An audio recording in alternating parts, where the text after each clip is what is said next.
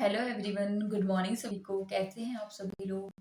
तो स्वागत है आपका मेरी इस वीडियो में। आज की इस वीडियो में हम एसएससी सीजेट प्रीवियस ईयर में जो आए हुए ईडियम एंड फ्रेजेस हैं उन सभी को आज हम डिस्कस करने वाले हैं।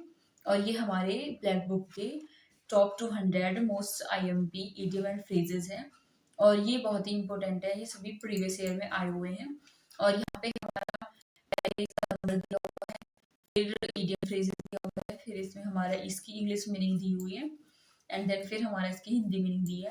और ये जो है एग्जाम में कितनी बार रिपीट हुआ है, ये 19 बार आया है 8 एग्जाम में, यानी कि 19 बार रिपीट हुआ है ये इडियम। तो इस इडियम को हम पहले पढ़ लेते हैं कि इसका रियल मीनिंग क्या होता है। पहला हमारा इडियम स्टार्ट होता है ब्लो वंस ओन ट्रम्पेट। इसका मतलब होता है to talk proudly about one's achievement. तो इसका मतलब क्या होता है, अपने मुंह मियाँ मिट्ठू बनना, यानी कि अपनी प्रशंसा स्वयं करना। यानी कि इसका हम आपको मीनिंग अच्छे से समझाते हैं। ब्लो वंस ट्रम्पेट यानी कि कोई ऐसा पर्सन जो अपना ही ट्रम्पेट बजाता रहता है, यानी कि जो उसकी अपनी मन मर्जी से ही अपनी क्या करता रहता है, तारीफ करता रहता है।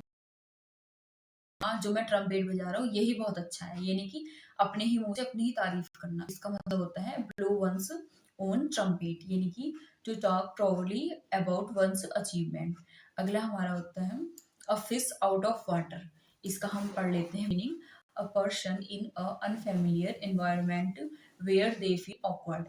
यानी कि इसका मतलब होता है असहज परिस्थिति में होना जहाँ व्यक्ति अजनबी महसूस करे। यानी कि इसको हम समझ लेते हैं ऑफिस, यानी कि यदि अगर कोई भी फिश है, अगर हम उसे वाटर से बाहर कर देते तो वो क्या है, अनकंफर्टेबल फील करेगी, तो उसे वहां पर अच्छा नहीं लगेगा, यानी कि उसके लिए वो है अनकंफर्टेबल इन्वायरमेंट है।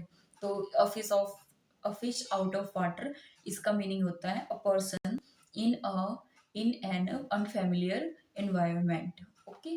और अगला हमारा इडियम है at the drop of a hat. यानी कि इसका मतलब क्या होता है, इमीडिएटली विदाउट हेजिटेशन फौरन बिना पल गवाए। इसका हम मीनिंग समझ लेते हैं।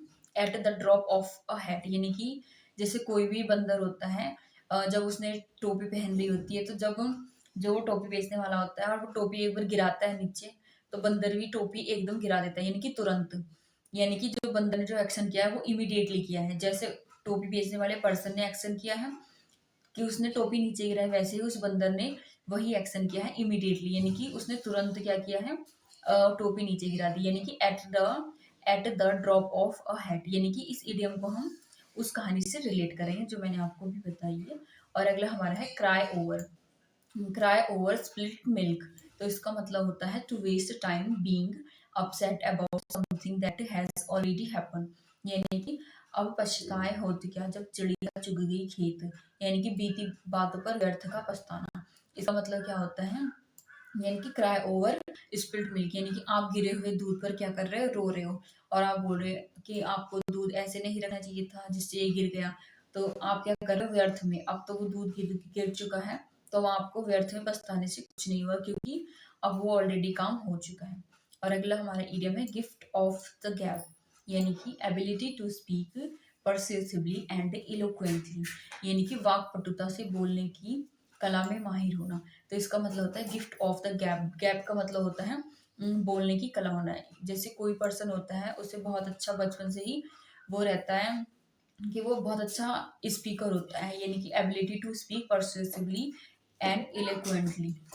तो आज की वीडियो में हम इतना ही पढ़ते हैं, और आज की वीडियो में हमने 5 ईडियम फ्रेजेस डिस्कस कर लिए हैं। Thanks for watching. मिलते हैं नेक्स्ट वीडियो में।